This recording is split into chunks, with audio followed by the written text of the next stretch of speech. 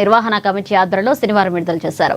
ఈ నెల 20వ తేదీన విద్యానగర్ బస్తీలో హిందూ సమ్మేళనం చేపట్టనున్న నేపథ్యంలో అందుకు సంబంధించిన వివరాలు సంఘ నాయకులు వెల్లడించారు. హిందువులు అందరూ ఐక్యత చాటుతూ పెద్ద ఎత్తున కార్యక్రమంలో పాల్గొనాలన్నారు. రాష్ట్రీయ స్వయం సేవక్ సంఘ ఏర్పడి 100 సంవత్సరాలు పూర్తయిన సందర్భంగా ప్రతి బస్తీలో హిందువుల ఐక్యత కోసం హిందూ సమ్మేళనం నిర్వహిస్తున్నట్లుగా తెలిపారు. ఈ నేపథ్యంలో జరగనున్న కార్యక్రమానికి విద్యానగర్ బస్తీ పిల్లలు, యువకులు, మహిళలు సహా సమాప్త హిందూ ప్రజలు పాల్గొనాలన్నారు.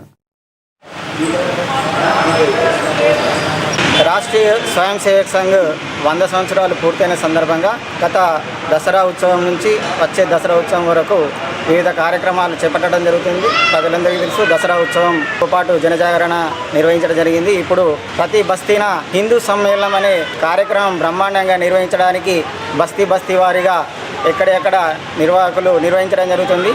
ఇందులో భాగంగా విద్యానగర్ బస్తీలో తేదీ 20 సోమవారం రోజు సాయంత్రం 5:30 గంటలకి హిందూ సమ్మేళన కార్యక్రమం నిర్వహించడం జరుగుతుంది.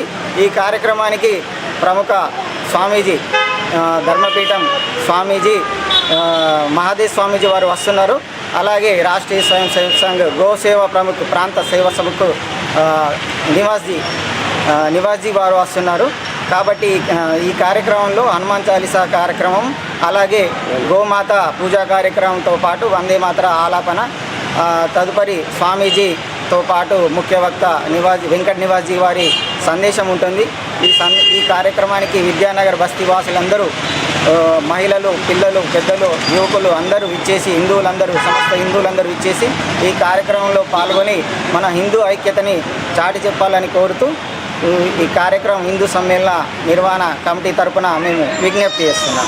జై శ్రీరామ్. రాష్ట్రీయ